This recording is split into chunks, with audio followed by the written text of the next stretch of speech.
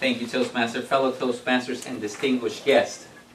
Today I'm going to take you back in time. I want you all to get yourselves the feeling of World War II. And you all know that World War II brought a lot of legends and also brought a lot of things into our lives that we use today. But I'm particularly talking about a gentleman you might have heard of. His name was Winston Churchill. Now, Winston Churchill was well known for his speeches as well. Unlike today, most of our leaders have somebody that writes the speeches for them. You all know that. But back in those days, they actually wrote their own speeches. And they stay up at night thinking how they were going to convey the message. So let's set ourselves back in that time. England was in fire at this point. The war had reached the plains of England. They were getting bombed.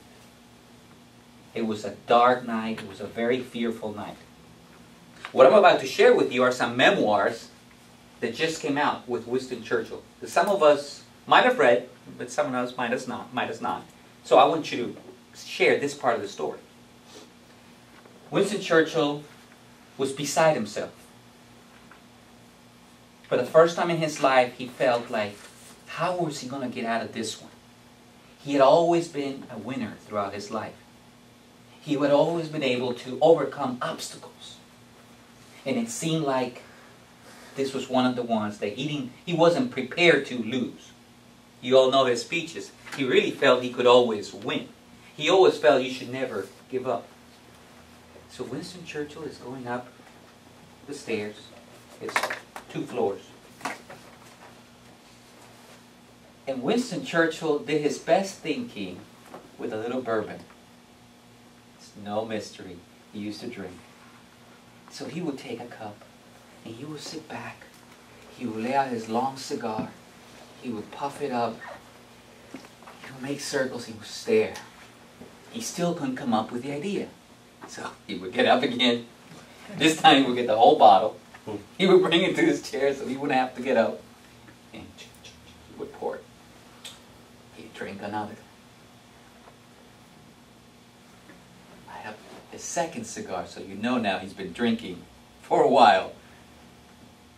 He doesn't really remember in his memoirs, and there's circles now. He just knows he's puffing that cigar. Finally, he hears a sound. Winston? Yes, Clementine. Clementine is his wife. Yes, Clementine. Winston, are you still up there drinking? I'm just having a little bourbon. Clementine answers. A little bourbon? That's your second glass. But the glasses were egg-shaped. It was the second bottle he was having. Oh, Clementine, I got to think it through. I got to think this through. So time went on. This was 2 o'clock in the morning.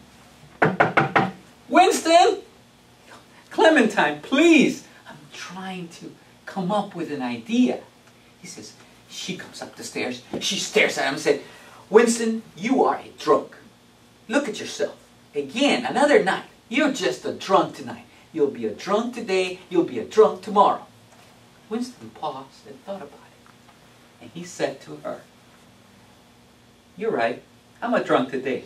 But tomorrow I'll be sober. But you'll still be a nag all day long. It is a true story.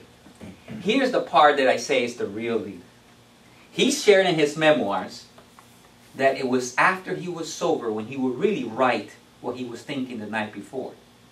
If it wasn't for Clementine, he would have been drinking more, if that's even possible. He would have been drinking more and more, and he wouldn't have been able to focus his channel through. So the real leader here it's Clementine. It's Clementine. He says it in his memoirs. He says it that it was his wife that inspired him to stop drinking. He never stopped drinking, by the way, okay?